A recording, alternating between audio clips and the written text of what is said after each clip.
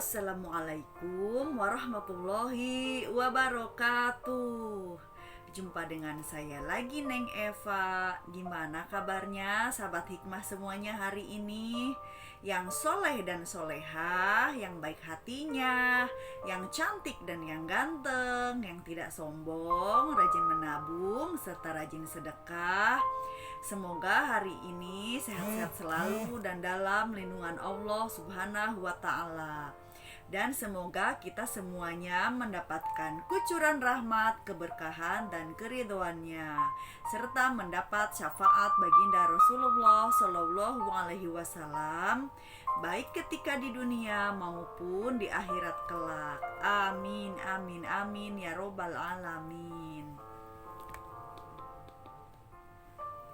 Baik sahabat hikmah semuanya, sebelumnya saya akan mengingatkan bahwa video konten YouTube ini dibuat untuk umum dan bagi siapa saja yang mau mengambil pelajaran hikmah dan manfaat di dalamnya, serta untuk pertumbuhan dan perkembangan jiwa kita setiap harinya. Jadi jangan bosan-bosan dan semangat terus untuk belajar berbenah jiwa, karena sampai kapanpun kita adalah pelajar di muka bumi ini. Dan saya akan mengingatkan kembali bahwa video konten YouTube ini dibuat tidak untuk menyinggung atau merendahkan siapapun. Justru sebaliknya, ini kita untuk berbenah ya, karena tentang batinia atau tentang spiritualitas, tentang kejiwaan manusia gitu kan. Jadi kita di sini belajar untuk bertumbuh dan berkembang gitu. Bagaimana kita menghadapi ujian, bagaimana kita memperjuangkan sebuah ibadah hati gitu kan, ibadah batin, yang mana kita itu memang harus bisa membersihkan diri dari segala dosa-dosa batin, dosa-dosa lahir, dan juga harus memelihara dengan memperbanyak melaksanakan ibadah-ibadah batin setiap harinya. Jadi ada penyembuhan dan ada terapi gitu ya, dan ada juga ibaratnya tuh obat batin yang kita minum setiap harinya, vitamin lah ya, vitamin gitu. Kalau memang sudah sembuh, sudah bukan merupakan suatu obat lagi, tetapi merupakan suatu vitamin batin gitu, agar kita tetap memiliki daya tahan tubuh, daya tahan batiniah yang kuat gitu ya.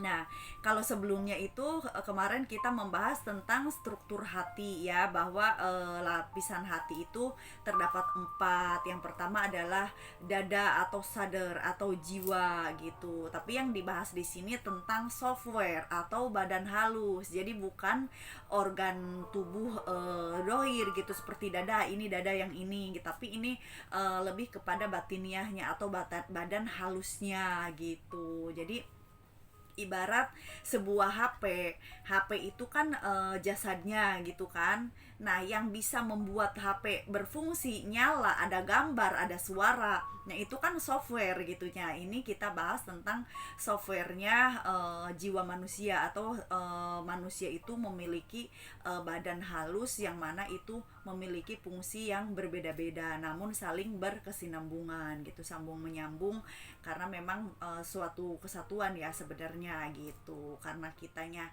belum bertumbuh berkembang, belum belajar, jadi antara hati dan jiwa, antara akal dan juga perasaan itu kadang-kadang manusia itu bentrok gitu, karena memang tauhidnya itu belum terpelihara gitu. Jadi kalau yang pertama itu adalah dada. Dada di sini saya ingatkan kembali, bukan dada dohir namun dada batin, atau disebut dengan nafs atau dengan jiwa manusia. Nah, itu kalau kita misalkan tentang senter atau mungkin tentang HP, itu merupakan kacanya gitu kan. Jadi kaca, yang mana kaca itu atau misalkan pekarangan hati gitu ya, pekarangan jiwa itu tempatnya yang berhubungan dengan sebuah hawa nafsu keburukan. Jadi bisa terkontaminasi oleh noda, misalkan kayak HP, kita megang kena HP, akhirnya layarnya kotor, entah debu, entah coklat, misalkan entah ya, pokoknya kotoran lah atau tinta atau apapun yang bisa mengotori atau menodai kaca tersebut gitu kan, entah kaca senter ataupun kaca handphone. Namun di sini yang disebut, yang saya sebutkan ini adalah kacanya hati gitu. Jadi lapisan luar atau sadar gitu itu bisa terkontaminasi oleh noda-noda kehidupan gitu, atau misalkan noda-noda karena perbuatan kita sendiri. Nah makanya perlu dibersihkan. Dibersihkannya itu ya dengan cara kita itu menyembuhkan diri kita dari penyakit-penyakit batin gitu. Kalau sudah kacanya bersih, pekarangannya bersih dari serakan-serakan sampah, jadi kan jadi bening kelihatan gitu kan. Nah hati pun tempatnya ketawakalan, tempatnya ikhlas, ridho gitu kan, khusyuk, tempatnya segala sesuatu yang merupakan bentuk-bentuk ibadah batin gitu kan.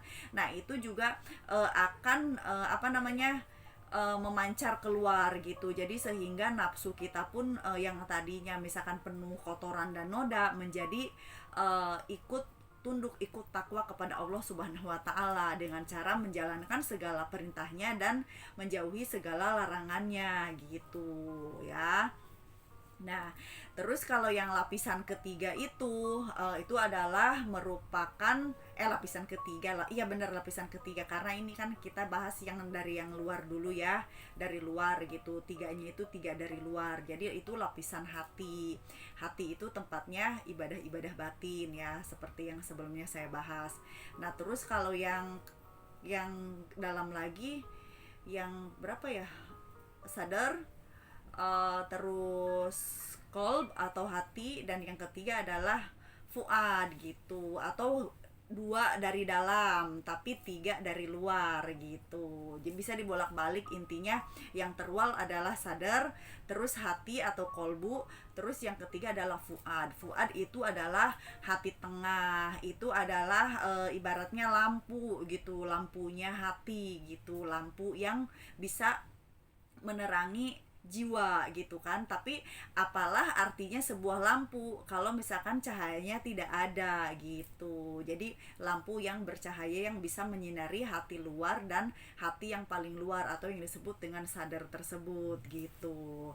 Nah itu tempatnya ketauhidan, tempatnya makrifat, tempatnya keesaan kepada Allah Subhanahu wa taala gitu. Jadi dengan kita bisa menyembuhkan dari penyakit-penyakit batin, menjalankan ibadah-ibadah batin seperti ikhlas, ridho, tawakal gitu kan, sehingga ketika kita menjalankan semua ibadah batin itu, jadi tersingkaplah penghalang yang berikutnya, jadi menuju ketauhidan gitu.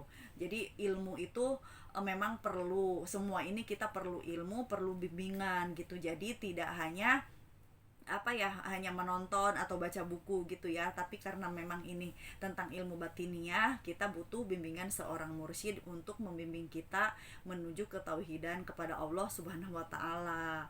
Nah disitulah letaknya lampu yang bercahaya tersebut itu ya. Jadi terletaknya itu adalah di hati yang tengah, hati yang fuad gitu, atau disebut dengan hati yang dalam atau hati tengah gitu. Terus yang lapisan berikutnya itu adalah lub. Lub itu merupakan inti dari cahaya. Jadi cahaya itu kan ada intinya gitu kan. Ibarat kalau kalau jagung itu lembaganya gitu kan. Kita kalau makan jagung, selain kita kupas kulitnya, terus ada rambut-rambutnya, terus ada biji jagung. Nah di biji jagung itu kan ada yang kecil putih itu ya, setitik gitu, sebiji cabai namun lebih kecil lagi gitu. Nah itu jadi intinya itu gitu. Jadi itu intinya yang bisa mengeluarkan cahaya gitu. Jadi dari inti cahaya terus lampu yang menjadi tempat yang menyala itu gitu, baru kaca pelindungnya itu gitu, itu sadar gitu. Jadi kalau misalkan si sadar ini ternodai, masih belum berbenah, ya pasti perbuatannya pun masih acak-acakan gitu. Batinnya itu masih dipenuhi dengan sifat iri hati, dengki, benci, memfitnah orang gitu kan, sombong, takabur, ria gitu, atau misalkan ujub gitu kan.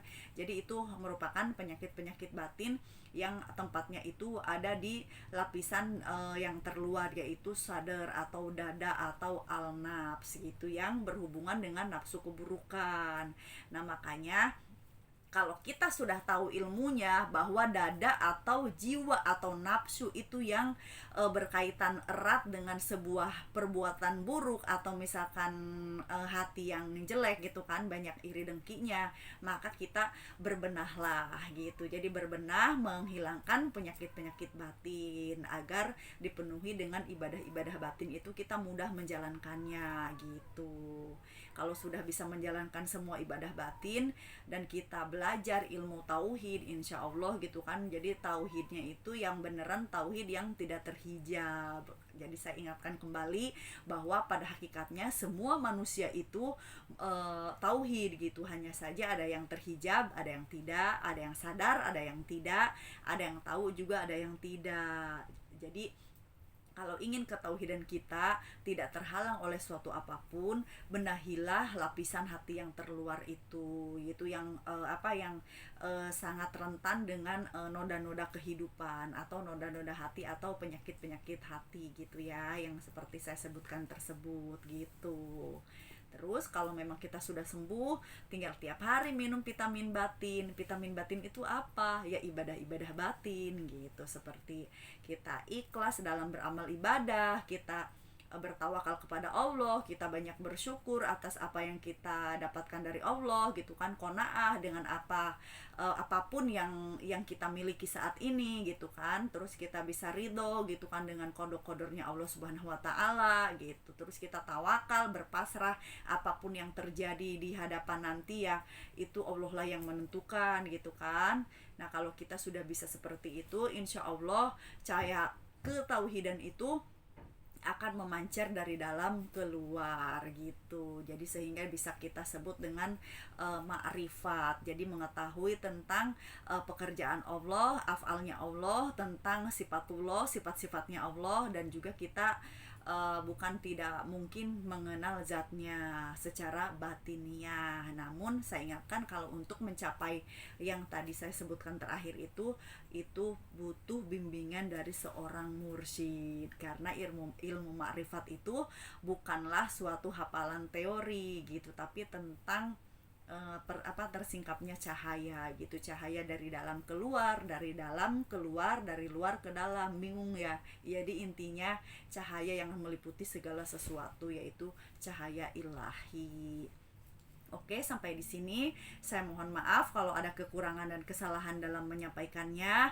Saya hanya manusia biasa yang belajar dan terus belajar. Ambil baiknya dan buang buruknya, dan semoga bermanfaat.